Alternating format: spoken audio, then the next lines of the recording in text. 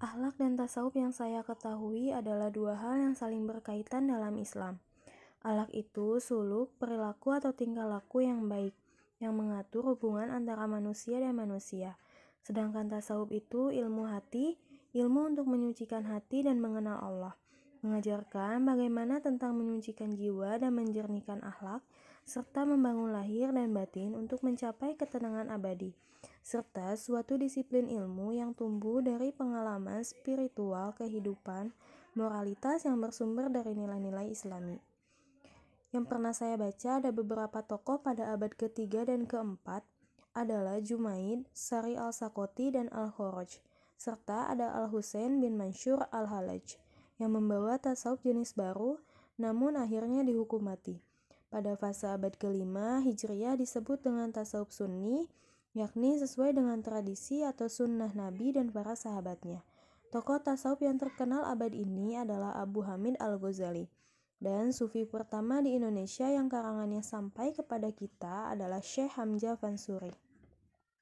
Sebelum dan sesudah saya mempelajari akhlak tasawuf, sebelumnya saya kurang mengenal mengenai pribadi saya sendiri, dan sekarang lebih mengenal diri saya sendiri. Sebelumnya saya lebih sering mengeluh, tapi sekarang saya lebih belajar menikmati indahnya bersyukur. Sebelumnya saya suka ada rasa ragu dan bimbang. Kini lebih percaya akan keajaiban dan kekuasaan Allah Subhanahu wa Ta'ala.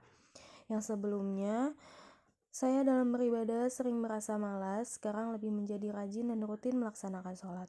Sering merasa malas dalam melaksanakan ibadah, puasa sunnah, sekarang lebih semangat dan rajin melaksanakan puasa sunnah. Dan juga saya sudah jarang sekali menyentuh Al-Quran. Kini setiap sesudah melaksanakan ibadah sholat, 5 ayat Al-Quran saya baca dan sambil belajar memahami maknanya.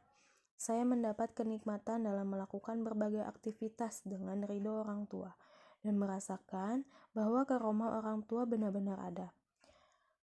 Saya merasakan kenikmatan tersendiri ketika bisa bersedekah dengan mendapatkan kesenangan batin di luar prediksi, serta mendapat kenikmatan di luar batas kemampuan, serta mendapat balasan secara cepat dan tidak terduga setelah berdoa dengan keyakinan dan kepasrahan kepada Allah Subhanahu wa Ta'ala, serta mendapat pengalaman spiritual dengan memahami ilmu dan wawasan tentang sholat berjamaah dan berdoa, puasa sunnah, sholat duha, sholat tahajud, membaca Al-Quran dan berzikir dengan sungguh-sungguh dan konsisten, sehingga saya yakin Allah Subhanahu wa Ta'ala akan mengangkat derajat orang yang beriman dan berilmu.